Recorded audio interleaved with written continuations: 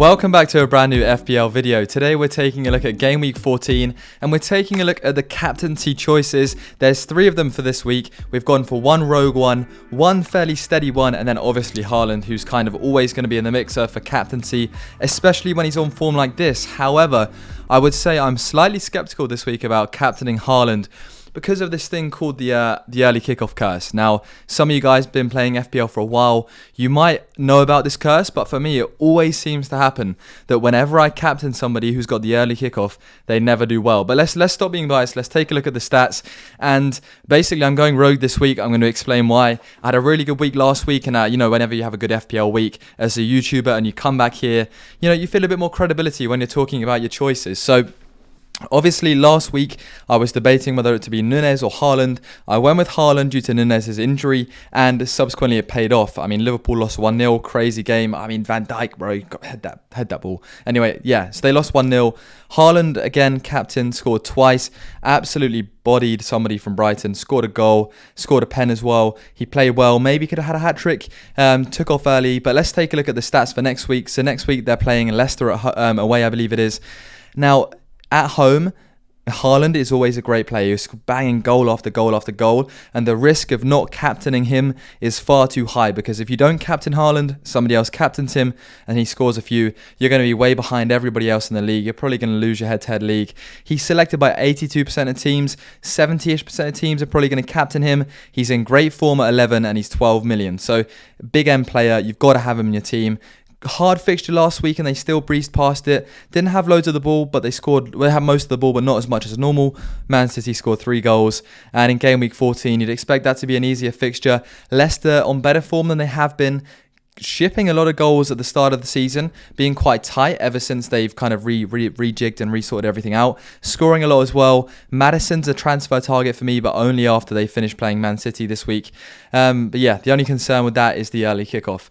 Second choice, if he's fit, Nunez. I feel like if Nunez is up top when Liverpool have a lot of the ball against Leeds, hopefully he'll be the clinical guy that sorts out the goal issues that they're having right now. And Leeds, whilst they are not too bad, they just shipped 3 goals against Fulham. They're defensively quite open to conceding goals. Nunez, fastest player in the Premier League, 7% of teams selected by, not the best form, but a great differential choice, especially if he starts. Now, is he going to start? They got a good fixture. He's a great differential. He's a great price. He's Liverpool's main outlet, I reckon, at the moment. It just depends whether that injury is going to still be catching up on him or if he's going to be recovering from it or not.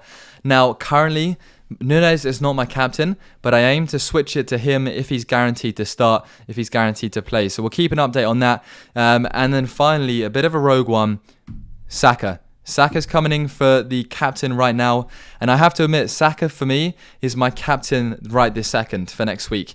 Problem with Man City is the early kickoff curse. Saka is somebody who I think is playing quite well at the moment, a 6.8 of form, 15% of teams selected by. Differential choice, yes, which is what we like to see, because we're on a mission right now to climb up from I think it is 3.5 million up towards the top 500k. So we often need to pick differential players if we're going to really try and move up them rankings ASAP. So Saka, a great differential captain, had a game that I would have expected Arsenal to win against Southampton. Were they robbed of a penalty? Would Saka have taken that? Should they have scored a few more? Yes, but it is what it is.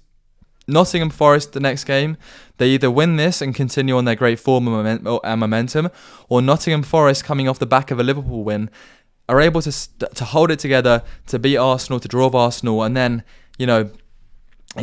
Arsenal are in the mud.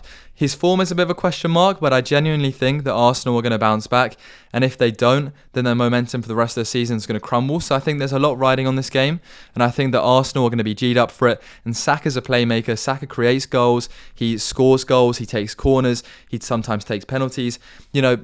Saka's a great man to have in the team, especially because of his form, the belief, and everything like that. So he's got very good expected returns. However, Nunez expected goal returns is insane, especially just Haaland, the early kickoff, man. So yeah, Saka's my first choice captain right now. However, if Nunez is fully fit, the armband will shift to him. And then depending on, other factors, Saka might retain captaincy, and Haaland, the early kickoff curse, is too much for me, guys. But subscribe down below. We're on a journey to make it into the top 500k from 3.5 million. We started this journey last week. It's going pretty well. Subscribe. Take care.